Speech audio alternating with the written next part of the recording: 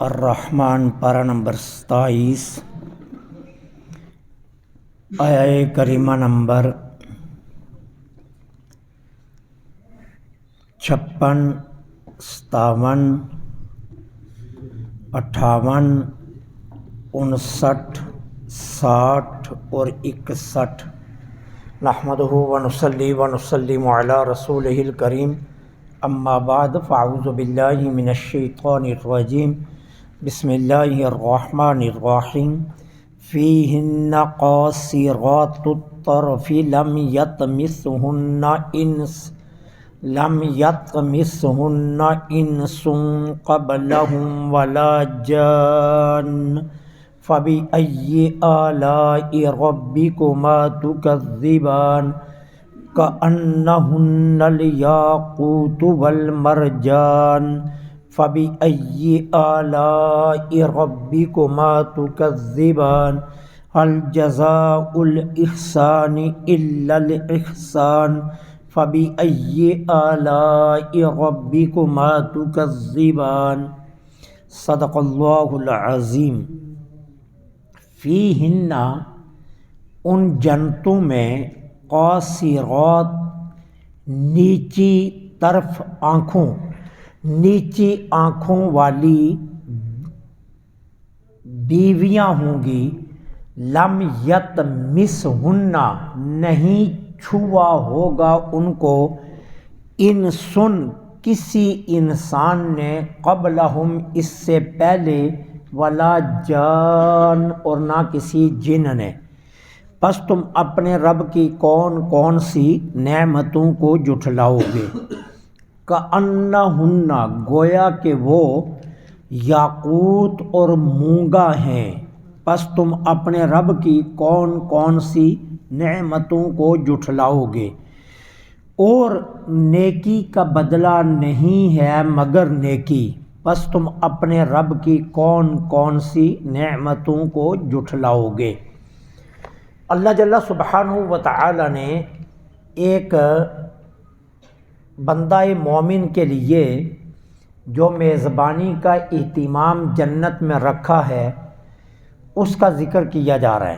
اب اللہ تعالی عز و جل فرماتے ہیں کہ اگر تم نفسانی خواہشات کو کنٹرول میں رکھو اور ان کو غیر شرعی مقام میں استعمال نہ کرو، تو میں نے تمہارے لیے جنت میں نیچی آنکھوں والی بیویاں رکھی ہیں۔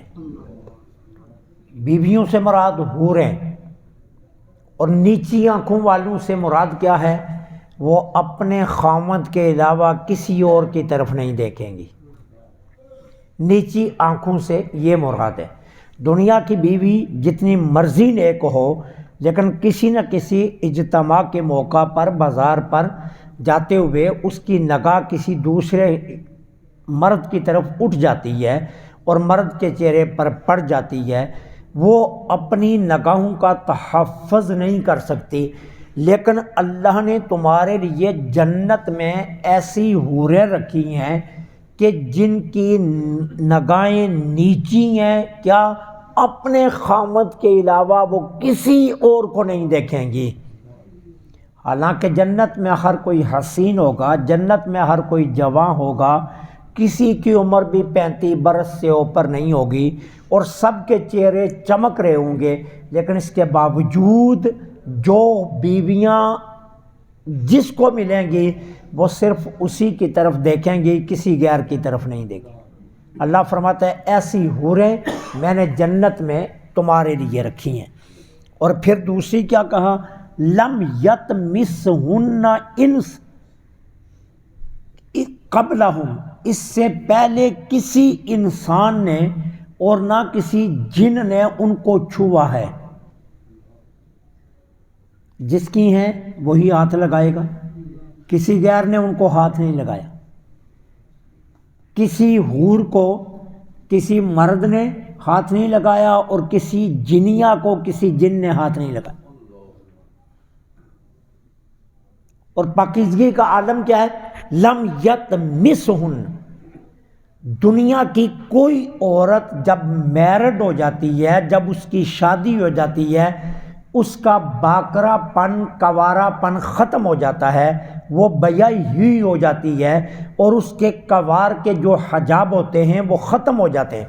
لیکن اللہ نے جنت کی حوروں میں یہ کمال رکھا ہے کہ ان کے خامد ان سے خلوت بھی کریں گے، وظیفہ زوجیت بھی کریں گے، لیکن اس کے باوجود ان کا باکرا پن ختم نہیں ہوگا، ان کا کوارا پن ختم نہیں ہوگا۔ ان کا خامد جب ان کے پاس لوٹ کر جائے گا وہ کواری ہی ہوگی۔ کہا لم یطمثہن انس، کسی انسان نے چھوا تک نہیں ہے انہیں، ولا جان، اور نہ کسی جن نے۔ اب تم بتاؤ تم اپنے رب کی کون کون سی نعمت کو جھٹلاؤ؟ تمہارے لیے کتنا بڑا اہتمام، کتنا استقبال، کتنی میزبانی، اور ایسی عورتیں، کیسی عورتیں اللہ نے تمہارے لیے رکھی ہیں کہ شرم و حیا کا پیکر ہیں، اپنے خامد کے علاوہ کسی دوسرے کا چہرہ دیکھنا تک بھی گوارا نہیں کرتی، اور تمہاری تسکین کے لیے انہیں وہ قوارا پن دیا گیا کہ باوجود تمہارے ان کے قرب میں جانے کے ان کا باکرا پن ختم نہیں ہوگا۔ اب اللہ ان کی ایک اور شان بیان، کأنہن الیاقوت والمرجان، گویا کہ وہ یاقوت اور مونگا ہیں۔ اب یاقوت اور مونگا سے جنت کی حوروں کو تشبیہ دی گئی ہے۔ یاقوت کیا ہے؟ ایک سرخ رنگ کا پتھر ہوتا ہے، کتنا خوبصورت ہوتا ہے کہ اگر آپ اس کو سوراخ کر کے اس میں داغا داخل کریں اور پھر داغا نکالیں تو اتنا شفاف ہوتا ہے کہ وہ پیچھے سے بھی دکھائی دیتا ہے۔ آپ اگر جس طرف سے بھی چاہیں، جو سوراخ اس میں کیا گیا وہ سوراخ ہر سمت سے نظر آتا ہے، اتنا شفاف ہوتا ہے۔ اور مونگا کیا ہے؟ مرجان، یہ سفید رنگ کا یا سبز رنگ کا پتھر ہوتا ہے، اور یہ اپنی شفافیت میں بے مثال ہوتا ہے، سفیدی میں۔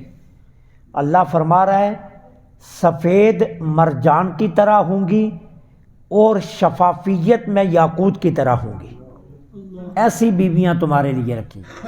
اور میرے آقا نے اس کا ترجمہ کیا کیا؟ میرے آقا فرماتے ہیں جنت کی حور کا عالم یہ ہوگا کہ اگر اس کی پنڈلی پر 70 پردے لپیٹے جائیں تو 70 پردوں کے اندر سے بھی سفیدی نظر آئے گی۔ حضرت انس اس حدیث کے راوی ہیں، میرے آقا فرماتے ہیں 70 پردوں میں بھی اگر اس کی پنڈلی کو لپیٹا جائے تو پھر بھی اس کی سفیدی دکھائی دے گی۔ اور حسن کا عالم کیا ہوگا؟ پنڈلی کے اندر جو ہڈی ہے اس ہڈی کے اندر جو گدا ہے وہ گدا بھی نظر آئے گا، گویا کہ وہ یاقوت اور مرجان ہے، شفافیت اور سفیدی میں اتنی خوبصورت ہے۔ اب تم خود بتاؤ تم اپنے رب کی کون کون سی نعمت کو جھٹلاؤ؟ اس کے بعد فرمایا نیکی کا بدلہ صرف نیکی ہے۔ اب اس کا مطلب کیا؟ حضرت عبداللہ بن عباس فرماتے ہیں اس کا معنی یہ ہے کہ جس شخص نے پڑھا لا الہ الا اللہ اور پھر حضور کے لائے ہوئے دین پر عمل کیا، اللہ فرماتا ہے اس کا بدلہ جنت ہے، اس کا بدلہ جنت ہے۔ جس نے لا الہ الا اللہ پڑھا اور پھر سرکار کے لائے ہوئے دین کے مطابق زندگی گزاری، اللہ فرماتا ہے اس کا بدلہ جنت ہے۔ ابن زید کیا فرماتے ہیں؟ ابن زید فرماتے ہیں کہ جس انسان کو شریعت پر عمل کی توفیق مل گئی اس کا بدلہ جنت کے سوا اور کچھ نہیں ہے۔ اور حضرت انس کیا فرماتے ہیں؟ جانے جانا صلی اللہ علیہ وسلم نے یہی آیہ کریمہ تلاوت کی میرے آقا نے، ہل جزاء الاحسان الا الاحسان، اور فرمایا میرے غلاموں جانتے ہو تمہارا رب تم سے کیا فرما رہا ہے؟ ہم نے عرض کی اللہ اور اس کے رسول ہی جانتے ہیں۔ فرمایا رب فرماتا ہے کہ جس کو میں نے توحید کا انعام دیا، یعنی کیا کہ جو مجھ پر ایمان لایا، اللہ فرما رہا ہے جو مجھ پر انعام لایا اس کا جنت کے سوا اور کیا بدلہ ہو سکتا ہے؟